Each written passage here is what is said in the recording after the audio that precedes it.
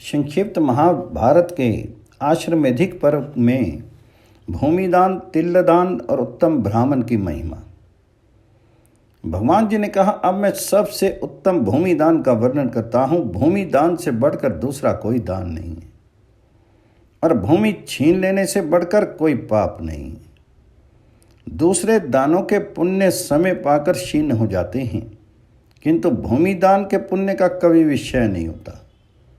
जो लोग प्रचुर दक्षिणा से युक्त अग्निष्टोम आदि यज्ञों के द्वारा देवताओं का यजन करते हैं, वे भी भूमिदान के समान उत्तम फल को नहीं पाते।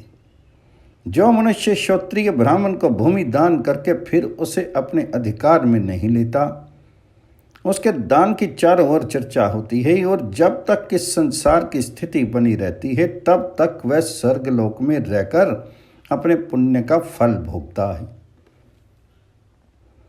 जो मनुष्य क्षत्रिय ब्राह्मण को खेती से भरी हुई भूमि दान करता है, उसके पितर महाप्रलय काल तक तृप्त रहते हैं। ब्राह्मण को भूमि दान करने से सब देवता, सूर्य, शंकर और मैं, ये सभी प्रसन्न होते हैं।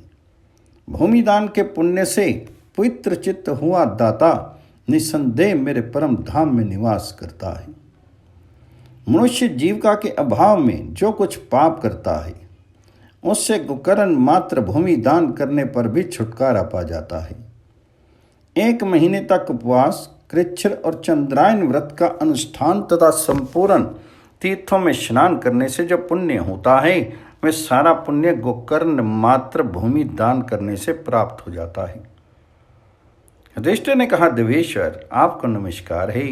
मुझे गोकर्ण मात्र भूमि का ठीक ठीक माप बतलाने की कृपा कीजिए। तब भगवान जी बोले, राजन, पूरब से पश्चिम तथा उत्तर से दक्षिण चारों ओर 30-30 दंड नापने से जितनी भूमि होती है उसको गोकर्ण मात्र भूमि कहते हैं। जितनी भूमि में खुली हुई 100 गौवें बैलों और बछड़ों के साथ सुखपूर्वक रह सकें, उतनी भूमि को गोकर्ण कहते हैं।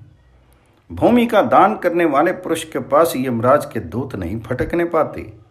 मृत्यु के दंड, दारुण कुंभी पाक, भयानक वरुण पाश, रौरव आदि नरक, वैतरणी नदी और कठोर यम यातनाएं भी उसे नहीं सताती। चित्रगुप्त, कली, काल, कृतांत, मृत्यु और साक्षात भगवान यम भी भूमि दान करने वाले की पूजा करते हैं। रुद्र, प्रजापति, इंद्र, देवता, ऋषि और स्वयं मैं, ये सभी प्रसन्न होकर भूमि दाता का पूजन करते हैं। जिसके कुटुंब के लोग जीविका के अभाव से दुर्बल हो गए हों, जिनकी गौवें और घोड़े भी दुबले पतले दिखाई देते हों, तथा जो सदा अतिथि सत्कार करने वाला हो, ऐसे ब्राह्मण को भूमि दान देना चाहिए, क्योंकि वह परलोक के लिए खजाना है। जिसके कुटुंबी जन कष्ट पा रहे हों, ऐसे क्षत्रिय, अग्निहोत्री, व्रतधारी एवं दरिद्र ब्राह्मण को भूमि देनी चाहिए। जैसे धाय अपना दूध पिलाकर पुत्र का पालन पोषण करती है, उसी प्रकार दान में दी हुई भूमि दाता पर अनुग्रह करती है।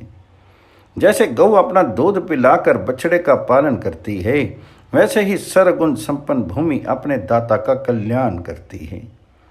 जिस प्रकार जल से सींचे हुए बीज अंकुरित होते हैं, वैसे ही भूमि दाता के मनोरथ प्रतिदिन पूर्ण होते रहते हैं।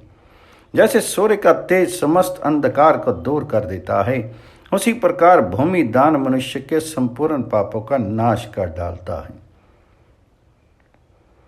जो मनुष्य भूमि का दान करता है, वह 10 पीढ़ी पहले तक के पूर्वजों का और 10 पीढ़ी बाद तक होने वाली संतानों का उद्धार कर देता है।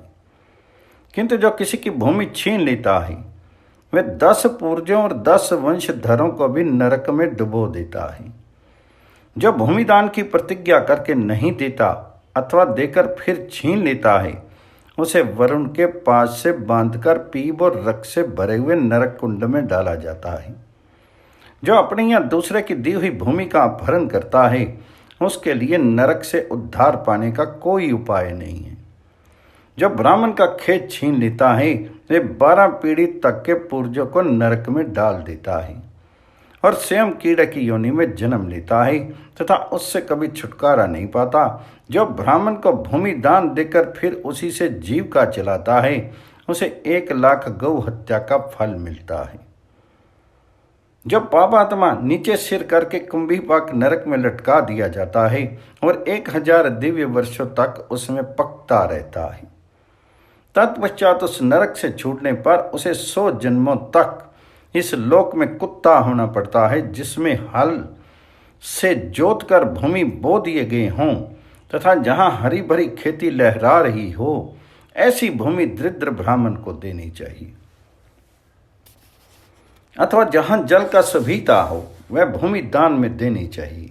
राजन, इस प्रकार प्रसन्न चित्त होकर मनुष्य यदि पृथ्वी का दान करे तो वह संपूर्ण मनोवांछित कामनाओं को प्राप्त करता है। बहुत से राजाओं ने इस पृथ्वी को दान में दिया है और बहुत से अभी दे रहे हैं। यह भूमि जब जिसके अधिकार में रहती है, उस समय वही उसे दान में देता और उसी के फल का भागी होता है। जिसकी जीविका क्षीण और गौएं दुर्बल हो गई हैं, ऐसे दरिद्र ब्राह्मण को जो चांदी दान करता है, वह अपने इच्छानुसार स्वर्ग लोक में सम्मानित होता है। फिर पुण्य का क्षय होने पर वहां से उतरकर इस लोक में महाप्रकर्मी राजा होता है। जो क्षत्रिय ब्राह्मण को विशेषतः दरिद्र को तिल का पर्वत दान करता है, वह 10,000 वृष उत्सर्ग के पुण्य को प्राप्त करके तत्काल निष्पाप हो जाता है। तिल का दान करने वाला मनुष्य महान यश और इच्छा अनुसार रूप धारण करने की शक्ति पाकर 7,000 वर्षों तक पितृलोक में सुख और आनंद भोगता है। जो दरिद्र एवं क्षत्रिय ब्राह्मण को तिल की गौ प्रदान करता है, उसे 1,000 गौ दान का फल मिलता है। जो जितने कुड़वों में तिल भरकर उससे बनाई हुई तिल की गौ का दान करता है, वे उतने ही करोड़ वर्षों तक स्वर्गलोक में प्रतिष्ठित होता है। तिल, गौ, सोना, अन्न और पृथ्वी इतने पदार्थ यदि ब्राह्मणों को दिए जाएं तो ये दाता का उद्धार कर देते हैं। सदाचार संपन्न अग्निहोत्री तथा अलोलुप ब्राह्मण की विधिवत पूजा करनी चाहिए, क्योंकि वह परलोक में काम देने वाला खजाना है। जो ब्राह्मण वेद का विद्वान, अग्निहोत्र परायण, जितेंद्रिय, शूद्र के अन्न से दूर रहने वाला और दरिद्र हो, उसकी यत्न पूर्वक पूजा करनी चाहिए।